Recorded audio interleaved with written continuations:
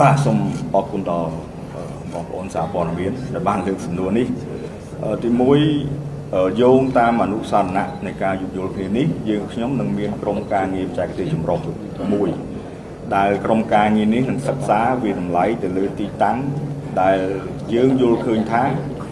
វាចាំបាច់បាទក្នុងការដំឡើងអំពូលភ្លើងដែលប្រើថាមពលព្រះអាទិត្យហើយការដំឡើងអំពូលភ្លើងនេះគឺមានផលប្រយោជន៍សំខាន់ណាស់សម្រាប់បងប្អូនជាពលរដ្ឋក៏ដូចជាអ្នកប្រើប្រាស់ទៅលើដងផ្លូវរបស់យើងអាចនិយាយបានថាទី1ផ្លូវដែលមានចរាចរណ៍មមាញឹក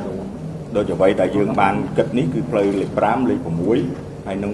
កំណត់ផ្លូវមួយចំនួនទៀតផ្លូវដែលមានគ្រោះថ្នាក់ចរាចរណ៍ច្រើនបាទផ្លូវទីប្រជុំជនផ្លូវជនបទមន្ទីរពេទ្យសាលារៀនឬមួយក៏ទៅតាមផ្សារ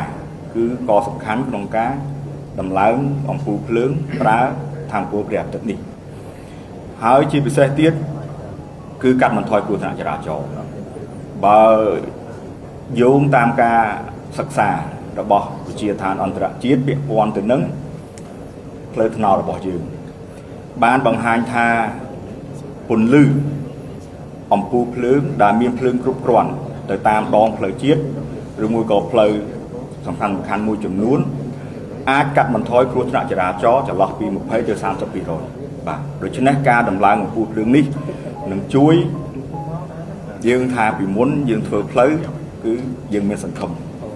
បាទប៉ុន្តែឥឡូវនេះបន្ទាប់មកយើងធ្វើផ្លូវហើយមានសង្ឃឹមគឺមានសុវត្ថិភាពបន្ថែមពីនេះទៀតមានសង្ឃឹមមានសុវត្ថិភាពហើយគឺត្រូវមានសភនភាពបន្ថែមទៀតនេះគឺជាអ្វីដែលយើងខ្ញុំទាំងអស់គ្នាកំពុងតែ